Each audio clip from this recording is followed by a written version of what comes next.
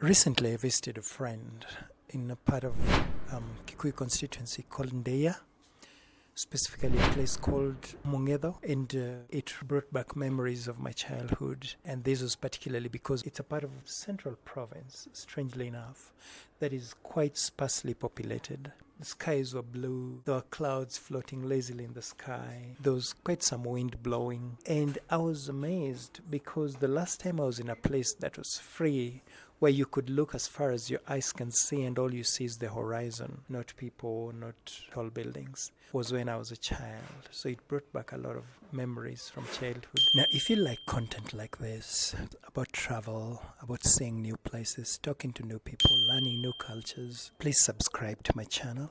Support me. It will help me to always be sure to bring you something beautiful. And strangely enough, I got to befriend a dog and a cat. These two animals got to recruit me into their hide and seek game. And you can see right here in this video how they're running around. The cat is hiding, the dog is searching for it, and the dog gets frustrated. At some point it leaves to go and sit down. And a lot of emotions came up inside of me because for the first time in a very long time, I was reaching a place where, as far as your eyes could see, nothing but open fields and blue skies. This was new in a strange way because the last time I had such an experience was as a child where I was born. I was born in a place where the population wasn't so sparse, but you didn't have high-rise buildings, you had a lot of empty spaces where we as kids would go and play football, run, do sports, and all kinds of things, and sometimes boys would engage in fights. So this brought back a lot of childhood memories. And the best way to describe what I felt at that point is the poem DESIDERATA. Now this is how the DESIDERATA goes. Go placidly amid the noise and haste, and remember what peace there may be in silence. As far as possible, without surrender, be on good terms with all persons. Speak your truth quietly and clearly, and listen to others. Even to the dull and the ignorant, they too have their story.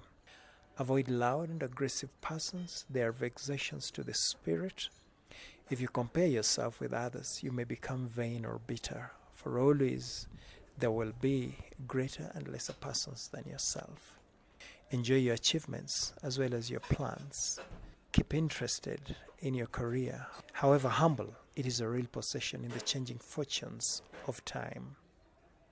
Exercise caution in your business affairs, for the world is full of trickery, but let this not blind you to what virtue there is. Many persons strive for high ideals, and everywhere life is full of heroism.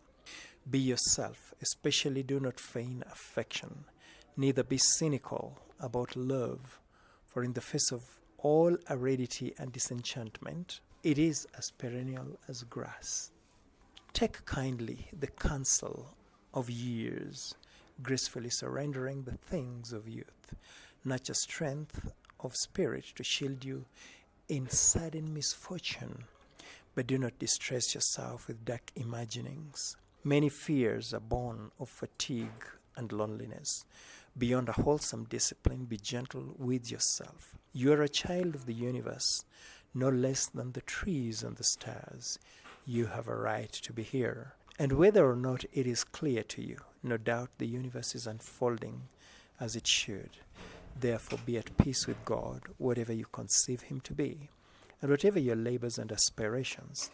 In the noisy confusion of life, keep peace in your soul. With all its charm, drudgery, and broken dreams, it is still a beautiful world. Be cheerful. Strive to be happy.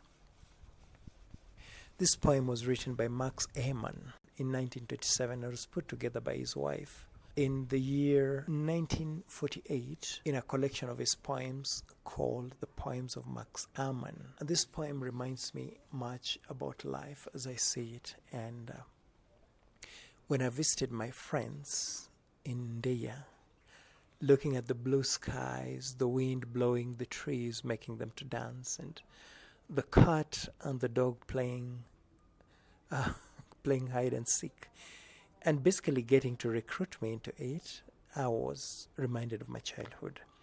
And I remembered how, as a child, my best moments used to be when I was walking in the fields. Sometimes I would walk in the rain. And I grew up in a place where there was lots of rain, stormy rains, next to Lake Victoria. And there was also a lot of lightning and thunder. I think it's by the grace of God that lightning never struck me, because I used to play in the rain. I loved playing in the pools of water that collected after the rains, and it was so peaceful and beautiful. And I remember lying on my back looking at the clouds floating lazily by as they went to wherever they were going, and that used to be heaven to me. So visiting my friends brought all this nostalgia back. And I remembered, or rather I reminded myself, it came to me clearly that living in the city actually can suck your soul. The city is a soulless place, and it's not the best of places to live. In fact, I wondered to myself whether God really ever intended us to live in the city. The city isolates people. It removes zest for life. It reduces people to desperation, where people are just trying to get by. And I reminded myself that life was probably never meant to be lived in the city. And so I took this video to share with you, to see whether you like such content, whether you are the kind of person who longs for peace, for a place where you can live without a barricade, a place where you can get to say hello to your neighbors at night, where you can be able to look up at night on Christmas days and stare at the moon and the three little stars that appear to be next to it, and remind yourself that life can be beautiful. Now, I, for a while, asked myself whether it's possible to get a piece of land in Ndeiya. This is at a place called Mung'etho. Sometimes it's called Makutano. I don't know if there's a difference. But anyway, I asked myself whether it's possible to get land there, and I discovered that 1/8 of an acre goes for 1.5 million. And I was like, I think I want a lot of land, not only for farming, but also for just the joy of running around and space for me and my family to enjoy. And I told myself that at 1.5 million for 1/8 of an acre, no, that's too expensive for me. And I bet the price has been driven up by speculators who buy land for the sake of trying to profiteer out of it. They keep driving up the price. I bet, because the family I went to visit bought an acre at 600,000 shillings. So considering the years that have passed on, I think the best price would probably be around 900,000 per acre. So like a lot of things in Kenya that are driven by love of money, the price keeps going up and up and up, and they're hoping that someone would go there and buy. So perhaps you have some money and you are looking for a quiet place to go. Well, you can go to Ndeiya, take a look at the area just behind Mung'etho. It's a place whereby I didn't even know that in Central Province you could find a place where there are no people. Like, you can see a home here and go a few kilometers before you see another home. And in almost every part of Africa, if you go, you'd see children playing football, running around, girls playing kati or whatever they play these days. In that part of Ndeiya, there is not a soul in sight. You can go and go and go and meet nobody. Although currently the government is tarmacking the road.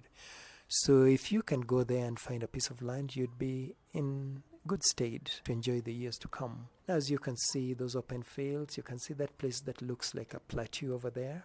It looks flat. There's a cliff edge right there. And that is the place my heart longed for. I was like, if I could get myself an acre, maybe 3 acres there, just on the edge of that cliff, and build my home and be there with my family, heaven would have been mine right here.